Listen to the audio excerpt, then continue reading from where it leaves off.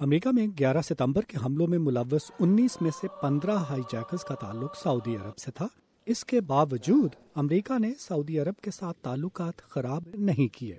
دونوں کے تعلقات میں تھوڑی سی تلخی تب آئی جب صدر اوباما نے ایران کے ساتھ جوہری پروگرام سے متعلق ایک معاہدہ کیا۔ Saudi Arabia is the custodian of the two holiest sites in Islam.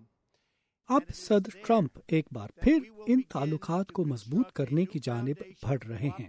Administration نے واضح بھی کیا کہ داعش ان کا سب سے بڑا فوکس ہے دہشت گردی کے حوالے سے مسلم دنیا میں، تو اس سے یہ بالکل واضح ہوتا ہے کہ یہ وہ ایک میسیج بھیج رہے ہیں۔ ساری دنیا کو یہ بھی شاید میسیج دینا چاہ رہے ہیں کہ وہ جو ایک اینٹی مسلم بات ہوتی ہے اس ایڈمنسٹریشن کے لیے وہ شاید درست نہیں ہے، اور وہ تمام کے ساتھ مل کے کام کریں گے۔ تو اوور آل ایک بہت امپورٹنٹ ٹون سیٹ ہونے جا رہی ہے امریکہ کی جانب سے میرے نزدیک۔ بعض امریکی قانون ساز یہ توقع بھی رکھتے ہیں کہ اس دورے سے مختلف مذاہب سے تعلق رکھنے والی تہذیبوں کے درمیان امن کی فضا پیدا ہوگی۔ میں چاہتا ہوں کہ ابراہیمی مذاہب کے درمیان امن اور یکجہتی کو فروغ ملے۔ مسیحیوں، یہودیوں اور مسلمانوں کے درمیان تقسیم کرنے والی چیزوں کے مقابلے میں متحد کرنے والی چیزیں زیادہ ہیں۔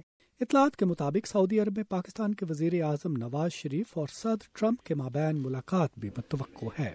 پاکستان اور امریکہ کو فیصلہ کرنا ہے کہ ان کے مفادات افغانستان میں کس طرح آپس میں کنورج کر سکتے ہیں۔ امریکہ جو پاکستان سے چاہتا ہے طالبان کی پریزنس کے حوالے سے پاکستان وہ دینا نہیں چاہتا۔